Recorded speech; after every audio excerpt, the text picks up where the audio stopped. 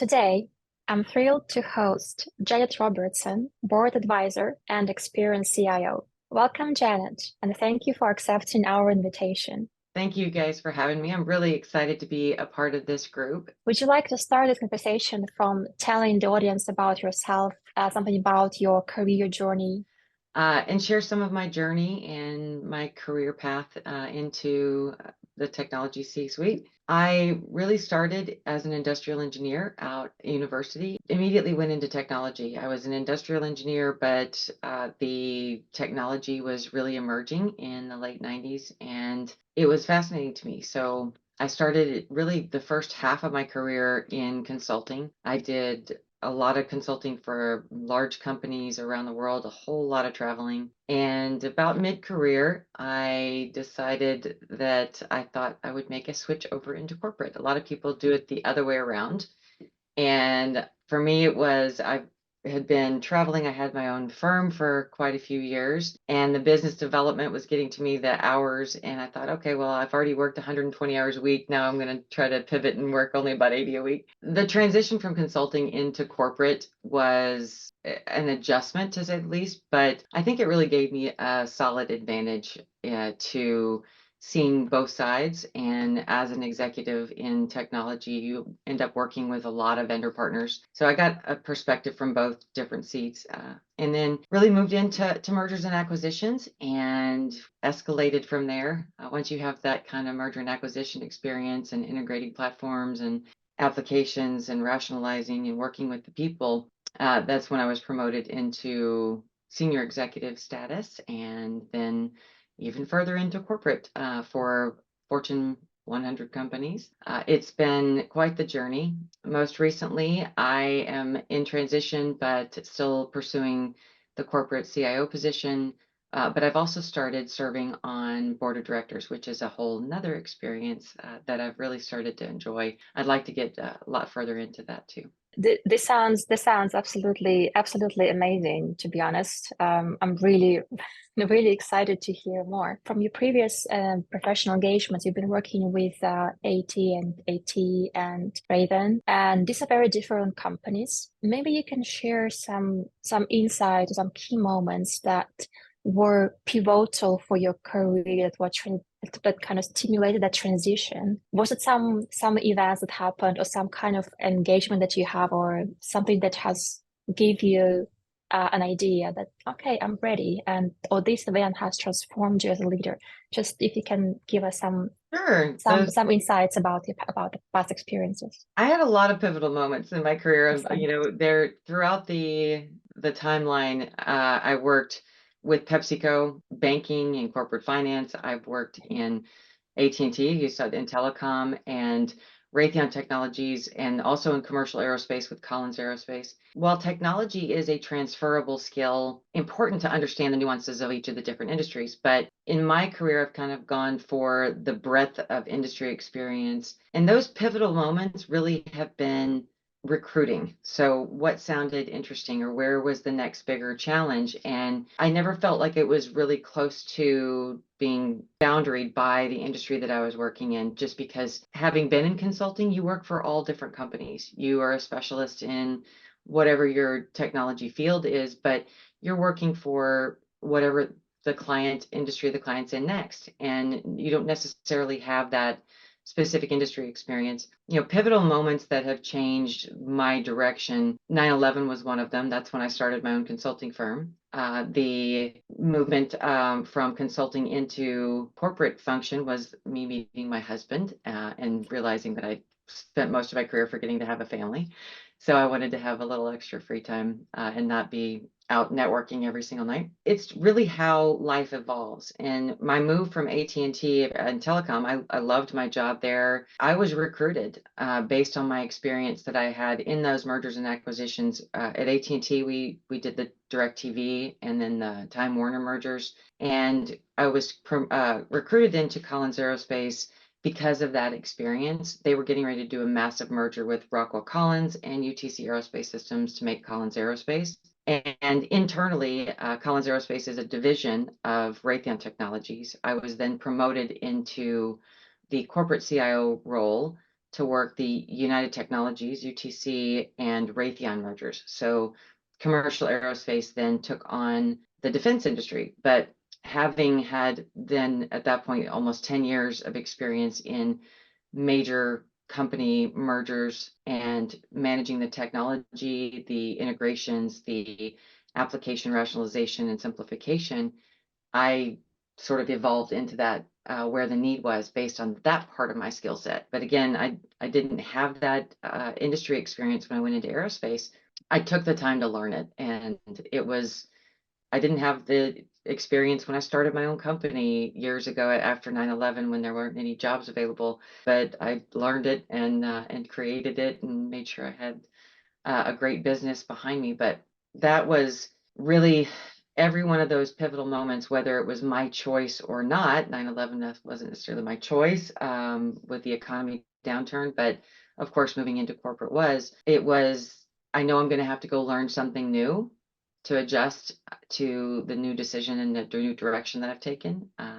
But those are those pivotal moments in my career, and it's different for everybody. It could be having children, or it could be, losing a job, getting laid off, looking to change industries, an interest in a new and emerging industry or technology. Those are always the most frequent ones. Loss of a parent, anything that is major life changing means that you end up stopping and taking a moment to think about where you want to go next, and challenge yourself to learn something new to see what you can do with it. I absolutely agree with you. It's really it's really resonates with me, especially the situations when you find yourself in a new situation, in a situation which has uncertainty, and how you remain calm and you take time to learn the environment and take the leadership step forward. That's I think is really really great to hear. And just picking from that, I've noticed that during your career, you've been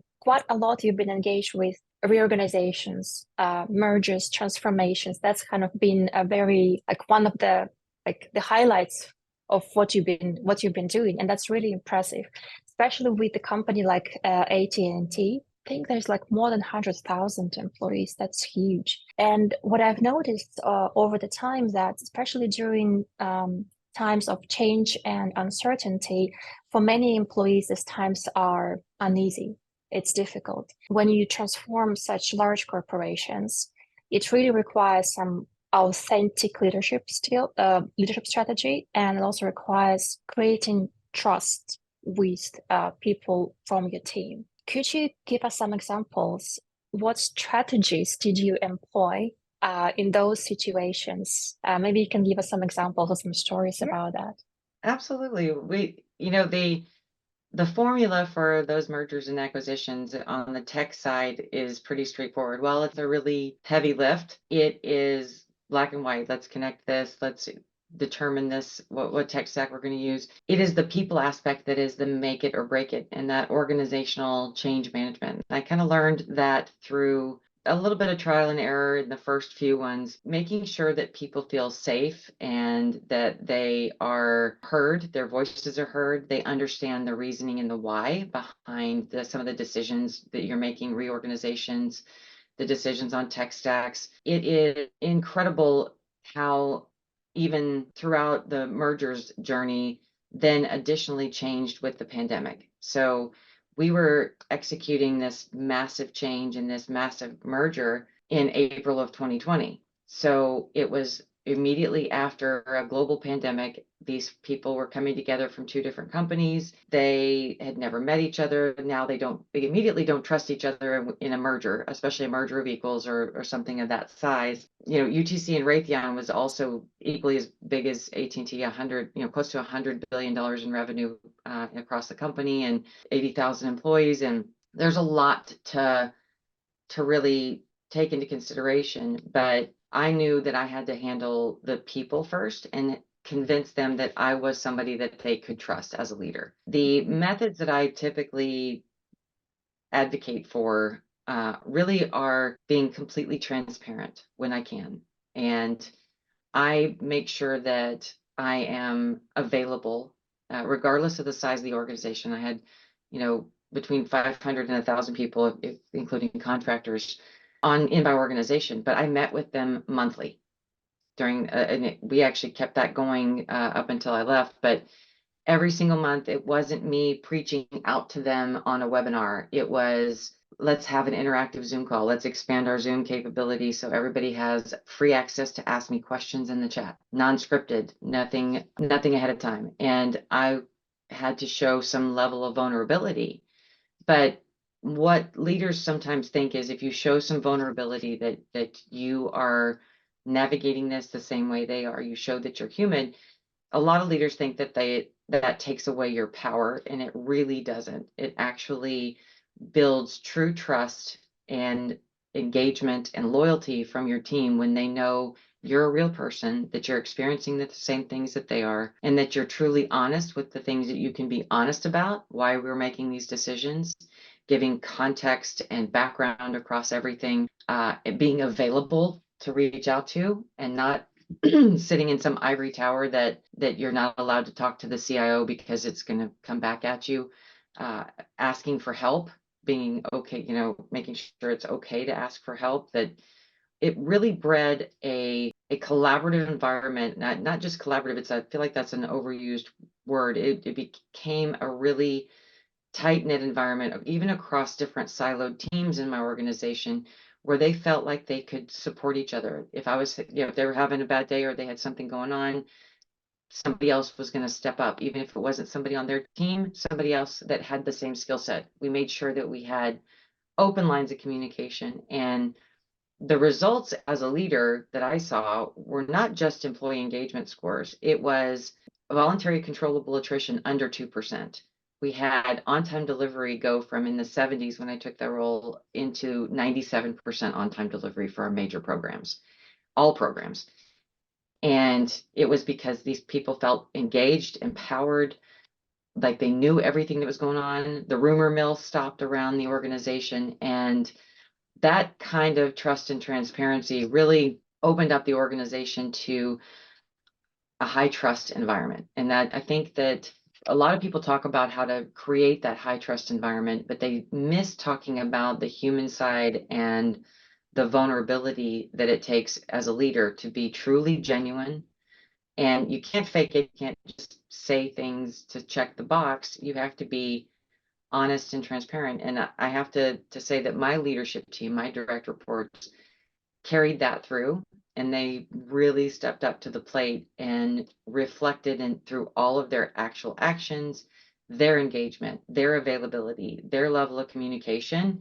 It wasn't just me, it flowed through the organization from the top to the bottom because of the commitment that people made to make themselves a level of vulnerable and honest and truly transparent. I think honesty is one thing, but you can also leave out things and miss the transparency part. So if you're honest all the time, but you're only telling half the story, you're still missing the boat. But that has been, that is what I have found to be the key to helping people navigate change, reframe it, so they're not paralyzed by the fear of it. They look to embrace it, because as rapidly changing as all of the technology is these days, change is going to be your only constant. So start to figure out how you anticipate it, reframe it, and look forward to it rather than being paralyzed and a victim of it. That sounds really, really, really good. Especially, I like the part about transparency and about bringing the clarity, members of the organization, about what's going to happen. I think that's definitely one of the things that helps people to be more open to change, because that's accepting the change. What I would also probably assume would probably happened quite a lot with you during the process, I guess you probably met a fair share of resistance from different members of the organizations. And I guess it's also what you have explained of how you met with different teams and you engage in conversation with them. I guess that also helps to kind of highlight the resistance, and I guess also understand where it's coming from. Because when you know what people are concerned with, maybe they see there is some risk that in some of the process change, and maybe they don't feel comfortable bringing it up otherwise. But when you create this environment of trust and openness, they can bring up their concerns to you, and you can say, okay, like at least that's how I would imagine it from how you describe it. You would say, thank you, we will take this, and we can. That's exactly how it was. And Yeah. that level of comfort, the resistance may start to get to a level like here. And if they can ask a question and get the context that they want, or the context that they need, an understanding of why we're making this process change, why are we taking this risk or going this direction with this tech stack? As long as they get an explanation and an understanding, then their resistance just goes away. They bring it up, they feel comfortable asking the question, it's addressed, and then they're like, okay, this is great. When people don't feel like they're in an environment where they can ask or that they can voice their resistance, it goes from here to here and then to here, exponentially grows, because then they start to engage other people in the resistance. Then they start to say, then the rumors start. Why are they doing this? Well, there must be some nefarious reason that they're doing this. And then you get a growing level of resistance rather than addressing it when it's still a small issue or a small concern. Creating that environment and that space where people feel comfortable to ask. And Yeah. where I couldn't Mm-hmm. answer questions, Mm-hmm. in our business, in the defense business, there were certain things that I couldn't the question to, but I could explain why I can't answer that question. Mm-hmm. I'm sorry, I don't have that information. I don't know why this decision was made. Sometimes benefits changes. Okay, in a merger and acquisition, that's all handled by human resources. It's not in technology. I don't know the answer to that. I will get somebody to come talk to us about it, understand why they made those decisions. And sometimes we have to live with them. It's just that transparency of, why can't I answer the question? I can't do anything about it. Thank you for bringing it up. I will elevate it to the next concern. But sometimes we have to live with them. It's that space that they can answer. They have a voice, or they feel like they're being heard. They feel like their voices are being listened to, even if they don't always get their way. So it actually solves both problems, even ones that I can't solve. Mm-hmm. Mm-hmm. So you kind of had to combine leadership and technology understanding and knowledge with people management, and being a bit of a psychologist to understand that there's different personalities and you have to deal with different personalities of people in different way. And also sometimes happen that people who also have some strong opinions that might be the loudest people in the room, they might just quietly think something Yeah, might something might be that has to maybe done or checked once again. But yeah. that sounds That's uh, the inclusion part. that's the Understanding. inclusion And part. I really think that even in technology, any kind of leadership, especially when you start to scale and have teams over 100 or 200 or 500 or 1,000, you are then a psychologist to every type of personality out there. So Mm-hmm. if you truly have a diverse team or a global team that's working at different cultures around the world, you're a psychologist in all aspects of the workplace, because you want to get the most out of your employees. You want to empower them to do their best, give their all, and help develop their careers. But not everybody wants the same thing. And when you have a team of that size, the scale is just so monumental. You at that point have every cross section of every type of personality, every type of culture, in the world, and then it makes it a challenge. But you've got to really be a student as a leader. I think it's important to be a student of that kind of psychology, at least in organizational psychology. Mm-hmm. Mm-hmm.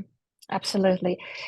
You mentioned mergers and acquisitions, and I would imagine that during those processes, uh, making tough decisions and making decisions that contain some certain amount of risk happen quite often, especially if you have an ambitious goal and you have really extraordinary targets to achieve. Can you maybe share with us a situation when you had to make a tough decision or take a risk, and kind of how did it turn out for you? How did you achieve the positive outcomes even despite being in a situation when you have to make a risky decision? I think every decision in a merger is a risky decision, and somebody's going to feel like they didn't win. So there's been so many, when I want to kind of go back to some organizational changes in structure, and really talk about how important those decisions are to communicate. So, like I said, in these mergers, you've got to reorganize people, and somebody's going to be a leader from one organization and not from another. You have a lot of redundancy, and you try to find the direction that is a positive outcome for everybody. But it's always a risk, because however you're organized is going to be different than how they were before.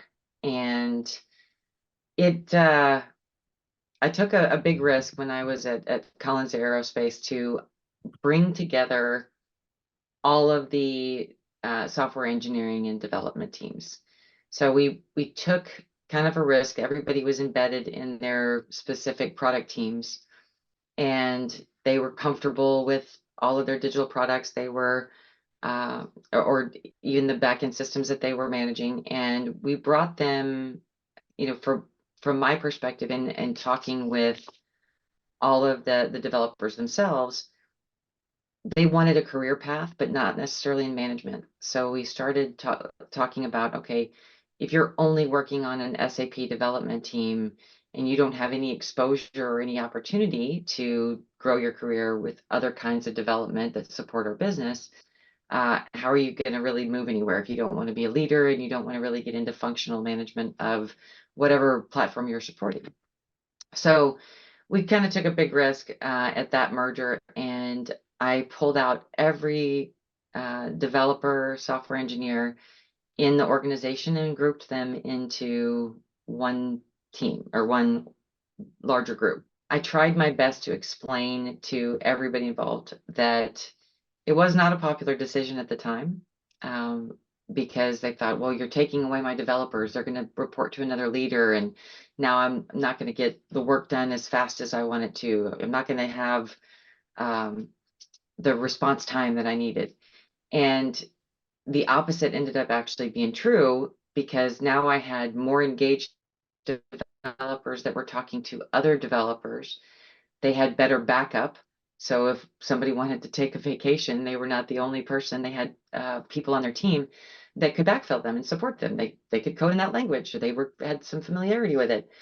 We were able to create a community of practice that really supported each other, of developers that were the same like-minded thinkers, that were felt supported in their own tech community.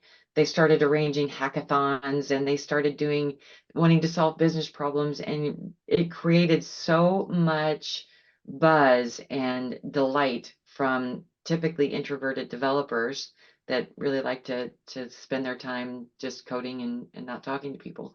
That's a generalization, not all of them are like that, but it was such a great community for them. Even though it was met with a lot of resistance, I took a risk and thought, I think this is what's best for the people. And it ended up being what was best for everybody and all of our results. I mean, turnaround times and availability and code quality. They were sharing testing with each other. They were having review and design cycles, and that getting the people together that had the same mindset and skill sets, regardless of who they were reporting, they could still matrix into the platforms that they were supporting. But it was a risky decision, but I think that it ended up having a really positive outcome in the end. And that also built trust. So I went out on a limb. I took a prudent risk. I like to call it prudent risk because I don't go wild with risk, especially having been in defense. But it was a step in the right direction, and everybody got their opportunity to voice their dissent, and then agreed to move forward and try it out. I said, okay, let's just try it. If it doesn't work and you don't like it, we can fix it. We can move it back. We have that flexibility. And it ended up being a really great thing for the organization that's still in place today. So And that's really amazing.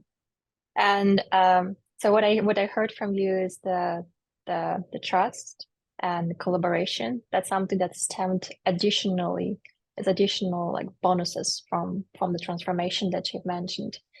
And you've also said that it was easier for people to take vacations. There was somebody who will backfill for them, and just dive into the topic of managing work-life balance and managing mental health at work. As you said, that during those times, it was especially during COVID, for instance, when people had to work together, and it was probably lots of people were overworked quite a lot, honestly. How did you approach to did you approach the situations, and how did you help your organization, the members of your organization, to keep mental health and kind of to promote mental health and balance? We made a little bit of a strategic error at the beginning. We were doing what everybody else Mm-hmm. was, and doing Zoom happy hours and coffee chats. But unfortunately, during that time, I had a couple of members of my very large team take their own lives, and a lot of people were really struggling with it, and it changed who I was as a leader. So it wasn't enough to do Zoom calls. It wasn't enough to do the disingenuous check-ins. It was we weren't doing enough, and I realized that having been a leader in a position where people decided to do that, and a lot of people struggled, and so I made it my personal mission to make sure, even as the pandemic started to kind of wind down, to really make a focus on mental health. And I brought in professionals. I brought in uh, a wonderful woman out of the UK, works for a company called Fieri Leadership. And they came to talk to us about battlefield stress. She had been a commander in the UK Special Forces in Afghanistan and led a squadron that was clearing minefields. So she could absolutely speak on battlefield stress. And she talked to my entire organization. We addressed it as part of one of my global town halls. We did a follow-up session immediately after that, fast follow-up session, and gave everybody the opportunity and some real tools to not only support each other, but to manage their own stress bucket and make sure that they were prioritizing. I also made it a point to then kind of step up that level of vulnerability and share what I do to manage my stress. All of my leaders shared how they manage theirs. One of my leaders had recently lost her mother, and she shared to the entire organization that she used the company's psychological helpline. Another one of my leaders was very open and honest with the entire team and said, I have to take medication for anxiety, but there's no shame in it. So I think that was that new level of vulnerability, and it resonated through the organization, because I think we all felt it when, we were all stressed out, we were overworked, we were burned out, we were at some level, but then losing our fellow team members really was a rude awakening for our whole organization. And it made everybody, I think, kind of come together a little stronger and be a little more honest about, not only honest with everybody else, but honest with themselves about how it was impacting them. So that was intense, and but I think in the end it made me a better leader. I think it brought the team closer together, and it made me more aware, looking outwards at what other people are going through, and then counting my blessings at the same time. Sure. It must have been a really difficult time for you and for your colleagues to be in that situation. Of course, it is one of the transformational moments also for many people.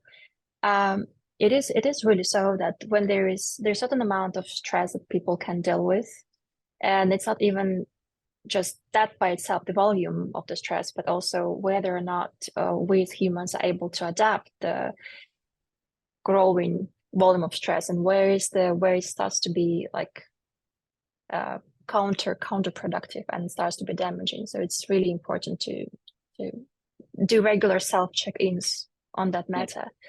And you've also mentioned that you yourself have been doing crazy hours during that time. Yeah, And probably as it was crazy time. I think Peloton yeah. saved my life. Exercise and being able to step away. I had the best assistant. Mm-hmm. My Mm-hmm. chief of staff and my assistant was instrumental in making sure that I had my Peloton hour. And Okay. would always check. She was my accountability partner, my battle buddy, during all of this to make sure, Okay. did you go get on the Peloton today? Because you're going a little crazy. You need to go ride a couple miles on the bike and clear my head and get me reset.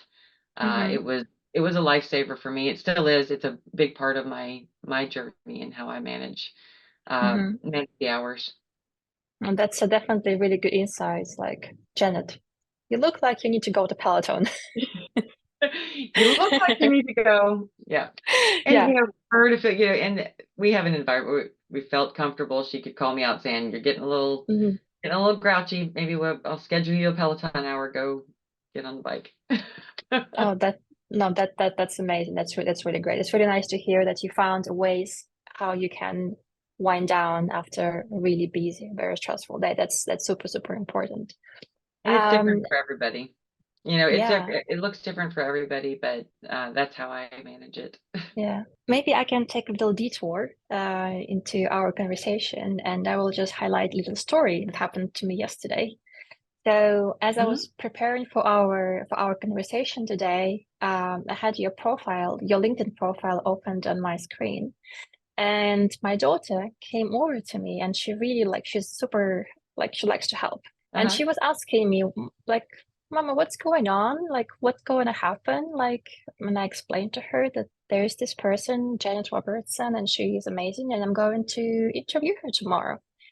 And her question was why? And I Why? explained, well, why is a very common question Yeah. from the small children. And I explained to her that it's really important that women in technology, especially women who have certain success and have done certain important contribution to the technology field, that they have a platform where they can connect, where they can speak about the experiences, and it's really important for younger generation to have this kind of role models who can demonstrate that it can be hard, but it's worth it, and that they can really make a really big difference.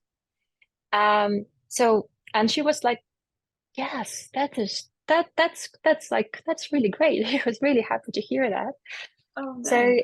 yeah, so if we would imagine that you could speak to younger Janet, let's say, I don't know, 20 years ago, given where you are right now, well, given where you are right now, what would you tell yourself as a child or as an early teen? What are the things that you would maybe say that would inspire them to pursue career in STEMs in technology? I would tell myself to continue to follow my passions and like what interests me. So you can make a career just about out of anything, but what I tell there's really two things that I tell like younger folks. First is start saving really early, because when you have a financial cushion or a backup, it gives you the freedom to calculated risks or take that leap of faith, because then uh, you're not worried about how you're going to pay your bills. So if you start saving early and you have this nest egg, so to speak, or a little backup plan, you don't get tied to a job you hate. You don't get tied to a relationship that is not good for you. It's a level of freedom that enables you to then start to follow some of those dreams. Take that leap of faith, and stop telling yourself that, oh, I've never worked in that industry before, I don't know anything about it. Well, nobody who started there the first day knew anything about it. So you're on the equal footing with anybody on their first day. So start learning. There's a lot of information available about industries, about companies, about people, and it is the only thing holding you back is you, and whether or not you're interested enough to go learn about it. If something looks exciting, I mean, I think everybody's in the AI phase right now, artificial intelligence, and they want to talk about all the advancements and how many exciting new opportunities there are. Great. If that's exciting to you, go learn about it. If you watch a webinar on it in the first 10 minutes, you're falling asleep, it's probably not for you. Go find something else. Mm-hmm. Mm-hmm. But again, like having that in your, as you're going through your career and you start to make more and more money, start to save more of it, because those step function changes in the next risk that you take to go into that next level of leadership requires a little safety net sometimes. And if you have that financial capability to have that safety net, it's a lot easier to have the confidence that I'm going to go try something new. I'm going to go after this new position. I'm going to push myself and test the envelope, because at least you know you're going to be able to pay your bills. So that's what I think. Yeah. No, that sounds great. I think it definitely uh makes kind of calms down one's mind when it comes to a situation when you have to do something risky and try something new. And it's good to feel safe, kind of Mhm. to have safety cushion in that situation. You've also mentioned about following your passions and following your interest. And that's what I was going to maybe kind of conclude our conversation with. So you've mentioned AI, you've mentioned following and kind of understanding your own passions and your interest. So what kind of things in the technology area you're expecting to see in the next, I don't know, couple of years, which would resonate with you?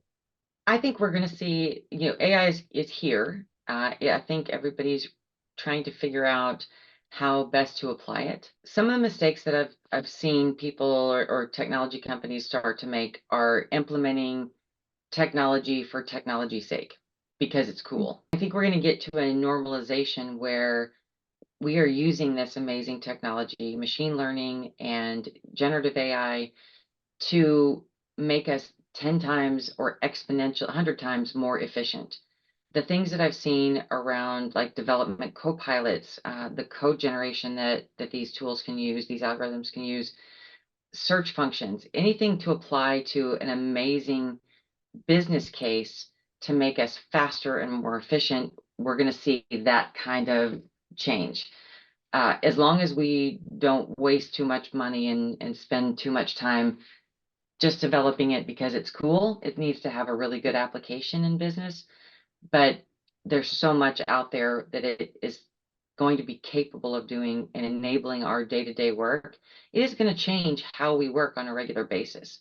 I'm already seeing in my email, AI is doing predictive text. We've had it on our phones for a little while, and now it's predictive text and autocorrect, and we're going to go so much faster. And the coding that it can do, the development code, it's unbelievable. What used to take a developer 40 to 60 hours is taking them an hour and a half of editing. So they are going to be able to do that much more.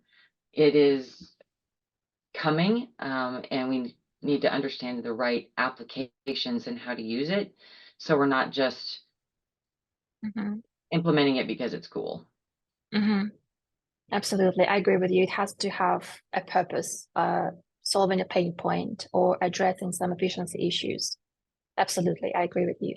Um, Janet, I think it's about time that I will thank you for your time today. It's been amazing to have you here today, and thank you for sharing your insights and your experience with us.